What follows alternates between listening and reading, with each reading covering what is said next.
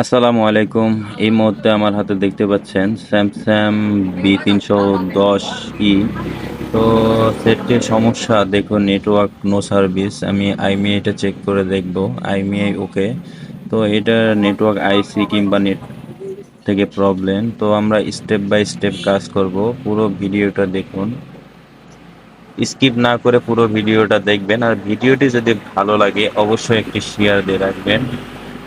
এই যে আমি মোবাইলটিকে ধীরস্থিরভাবে খুলে নিচ্ছি, কারণ স্যামসাং অরিজিনাল সেটগুলো হাউজিংগুলো অনেক হার্ড হয়ে থাকে, যেটা আপনি হাতে খুলতে পারবেন না।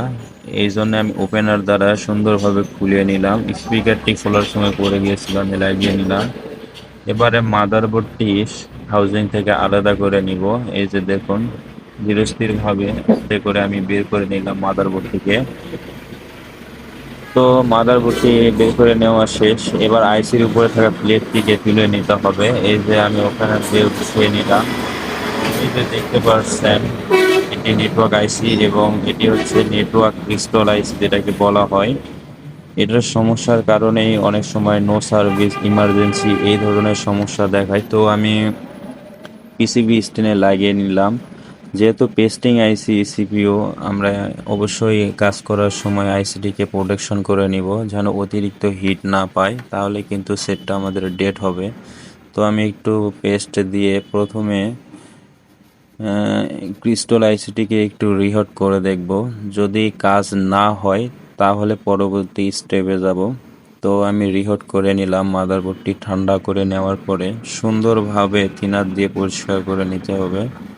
এই যে দেখুন, আমি পরিষ্কার করতেছি। পরিষ্কার করা শেষ হলে এবার সিম লাগিয়ে ব্যাটারি লাগিয়ে চেক করে দেখব সেটটিকে ওপেন করে। আমাদের কাজটি আশা করা যায় হয়ে গেছে ইনশাআল্লাহ। তো মাদারবোর্ডটিকে একটু ঠান্ডা করে নিতে হবে। আমি ঠান্ডা করে নিচ্ছি।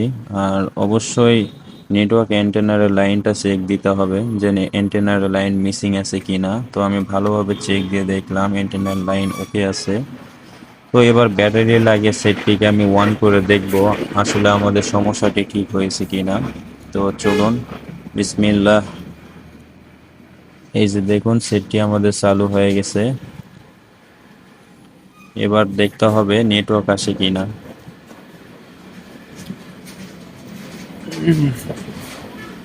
আশা করা যায় নেটওয়ার্ক চলে আসবে। তো ভিডিওটি যদি ভালো লাগে অবশ্যই একটি লাইক ও একটি কমেন্ট এবং একটি শেয়ার দেবেন।